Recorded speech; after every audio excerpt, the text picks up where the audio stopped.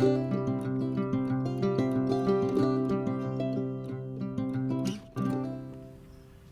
Pete Moore. Welcome to PCM Guns. Okay, this is vlog number 3, and it's just an observation about people. You ever go to the range or go shooting somewhere and you meet people who get right up your nose for whatever reasons? They could be young and daft. I was young and daft, I can remember getting up people's noses. Or they could just think they're better than you. So I've got a couple of cautionary tales here with the immortal words of Mark Twain to give you the idea. I've written it down so I get it exactly right, because Mr. Twain deserves it. He says, "It's better to keep your mouth closed and let people think you're a fool than to open it and remove all doubt." Boy, is that true. Okay, first story concerns like a sort of faux varmint shoot. A colleague of mine had access to a large area of rolling sort of downland with rabbits on it, and he'd organise now and again what you call a varmint shoot. Invite friends and friends of friends, set up, and there was cooking, you could have your breakfast and things, whatever, and it was all quite casual, quite safe, everybody was RO'd. And the idea was that if a rabbit popped up out to around 600 yards, people have shot at it. But the problem was, because the rabbit's been shot at a few times, there was never any rabbits to shoot, which is a bit daft. And so, quite smartly, he decided to just scavenge a lot of 4-pint milk containers, the plastic ones, the screw-on lids, fill them up with water, and put them out facing sort of side on rather than front on, so they're slimmer. And they are actually, I suppose, about the rough rectangular shape of a rabbit sitting up looking at you. And he put these out at different distances. And I'd rolled up that day and I had my 270 WSM with me. I just got the thing, and it was going to be my Africa rifle for my first trip to Africa. And I just wanted to have a pop with it and see it shot. Anyway, lots of guys there talking about stuff. And I have to say, when I go anywhere like that, it's just for fun and not for anything else. Because I was the editor of Shooting Sports back then. I don't really like people being introduced as such, because there's always somebody who's going to start talking to you all day long or get in your face about something. Anyway, happy as Larry. Then this big Range Rover rolled up. Guy got out and I thought, he doesn't look like a shooter. And he rolled over. Nice relics, watched the whole bit. And I just listened to him talking to his cronies, and he's like all this about, oh yeah, this, that and the other. And obviously he's one of those guys that, as I think it was one of the comedy people, Harry Enfield, said, "I'm much richer than Yao." He's one of those guys. So I thought, oh, we'll keep away from him. Anyway, he was introduced to me.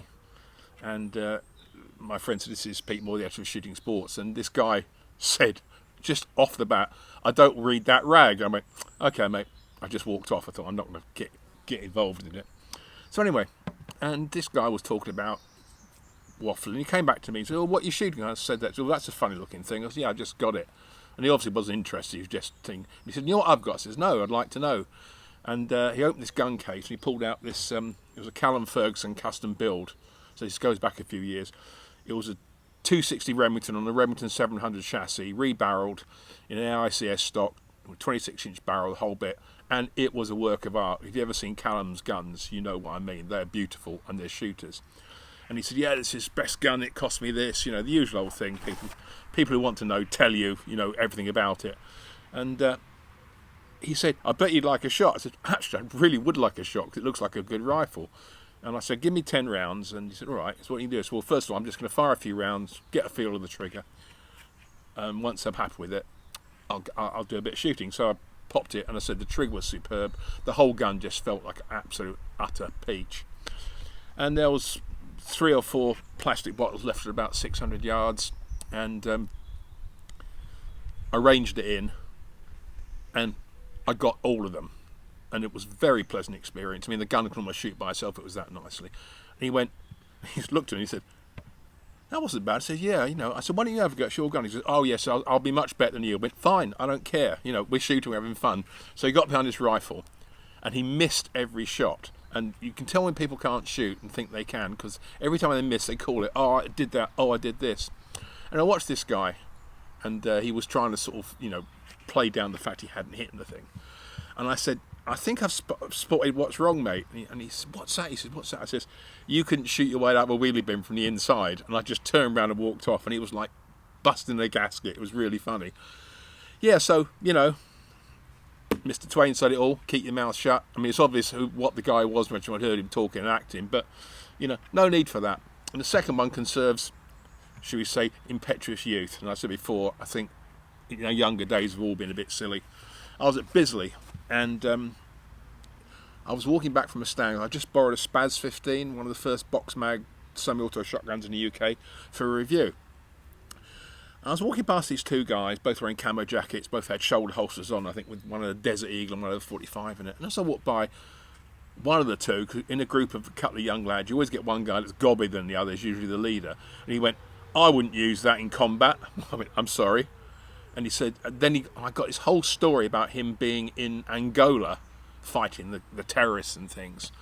And he rattled on about this, and his mate was looking a little bit shifty about it all. And I said, how old are you, mate? He goes, 23. I said, do you know when Angola was? He goes, of course I do. I said, well, when was it?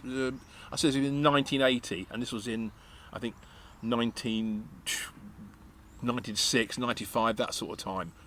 And I said, if you're 23 and it was in 1980, you must have been the youngest schoolboy mercenary in the whole of the Angolan army forces. And he just lost it. He really, and his mate just dragged him away. And I thought, why did you do that? You know, if you're going to tell some lie about something, at least make it believable. Anyway, it happens to us all. So I've been there as a youngster. I don't think I've ever really gobbed off about anything, because that, as I say, can always catch you out. But keep an eye out for these people, because they're there, and really, they can ruin your whole day. Okay, hope you enjoyed that. Pete Moore signing off. If you did, tell your mates, support the channel. If you want to speak to me about anything, it's pmoore.shootingsports@gmail.com, and it's PCM Guns. So good shooting, and watch what you say.